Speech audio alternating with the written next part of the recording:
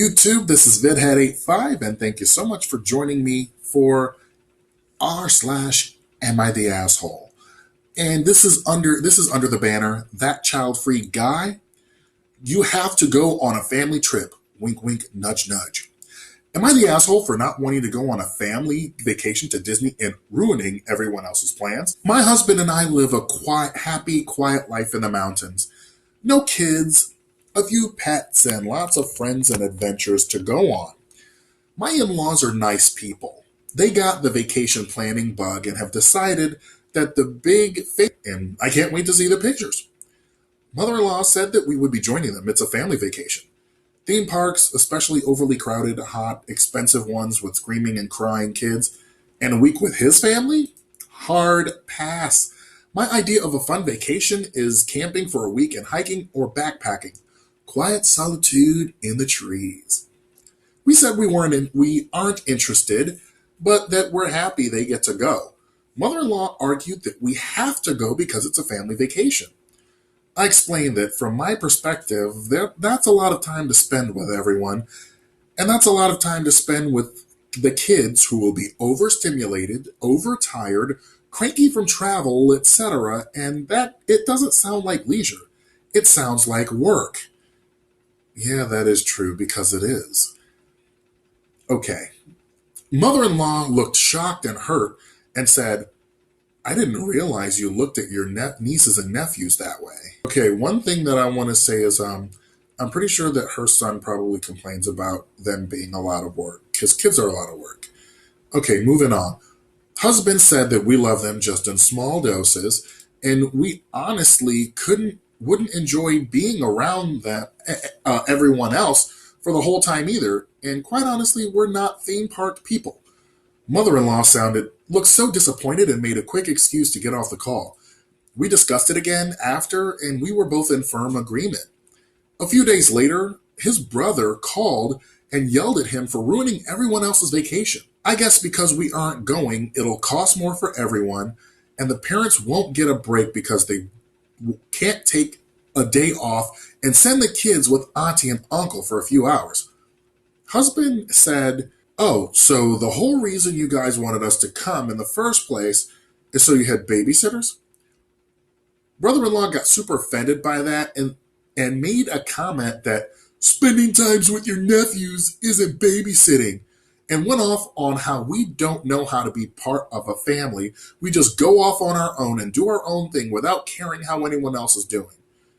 Okay, yeah, they really have big happy family delusions, like everybody's got their own life. Like, I think these are people who act like family has to be together all the time. Yeah, that's just bullshit.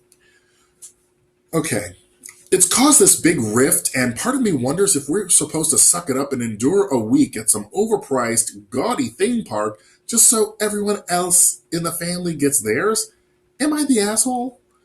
So, right away, not the asshole. You were told to come to a family vacation and wasn't even involved in planning it. There was no thought or consideration to what you would enjoy. This is a kid's vacation, and you would be on child duty. Children change everything, regardless of, even if there's just one or two kids, there's always a difference when kids are present versus when they're not. The mother-in-law and brother-in-law both acting like your time is less valuable because your responsibility doesn't include kids, that's crazy. I'm also sure that they were going to dump them on you every chance they got. So back to, here are some comments before we continue. Anon says, how is this even a family vacation when it's just planned for only the kids to enjoy? I wouldn't be able to put myself in that situation either. And OP chimes in and says, I've learned over the years that family-friendly usually just means child-friendly. Felicia Fancy Bottom says, not the asshole. A Disney vacation is expensive beyond belief, and it's not worth going if you don't like theme parks. Plus, you can't plan a vacation and say that someone has to go. That's ridiculous. You can invite them to come along, but it's rude and crazy to say that they have to go. Also, they were 100% wanting you to go as a babysitter for a day. That's ridiculous of them. And OP says the amount of money they quoted sounded insane. Like, we could fly to somewhere in Europe and go backcountry hiking for days and spend time in town for that amount. Update, stop asking me for the amount. I'm not interested in finances. And then that brunette girl, I think this is my favorite comment here. Oh God, spare me the whole if you don't go, we can't afford that bullshit. What an excuse. Their vacay for the kids shouldn't depend on if two people can't go. Jesus. I love that they also showed their hand on wanting you to be on kid duty part-time. Don't get me wrong, I love kids, have two kids. I would never expect to invite someone on a kid-friendly vacation and expect them to dedicate part of it to taking care of kids. Get out of here. Oh, and not the asshole, honestly. So this commenter brings up a good point. The trip wasn't ruined. The brother-in-law was just mad that he would actually have to, I don't know, be a parent rather than pawning them off on OP and her husband every chance she got or they got. Not the asshole. They literally want to use you to make the trip better for them.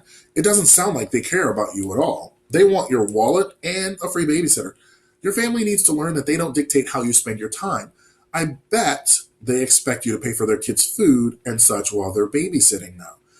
Okay, so there is the first update talks about child hate in the comments. I'm not even going to read that one because of the fact that I'm tired of people pretending that just because you don't want kids, you hate kids. Update number 2 says, thanks for the perspectives. We're not going to go on this vacation or to Florida at all. No offense, Floridians. I'd rather not meet Florida man. We are going to make sure that to let everyone know that if they want to see us more often, they're going to have to put in some effort at least to meet us halfway and come see us instead of always coming to see them. After all, and of course we let mother-in-law know that we're sorry for the way we put the rejection, but reiterate that we're not interested in taking a big trip for a week long and will consider popping in a day or two if they do a vacation to somewhere more our speed. So in addition to being entitled, her in-laws sound lazy. They are not nice people. She called them nice people. They're not nice people here. They're not rude to your face. They're sneaky. That's what that is. They're the flower, like Lady Macbeth said, but the snake under it. That's what they really are, it seems. So I've seen this plenty of times when one party is always going to meet the other, but the other never makes the same effort to see them. It happens a lot, and I'm glad that OP is setting that a clear boundary. If they want to be in your life, they will make the effort to come see you. So thank you for joining that child-free guy crossover with Am I the Asshole? If you have any other child-free content that you're interested in me covering, please let me know in the comments. Have a great and child-free day. See you soon.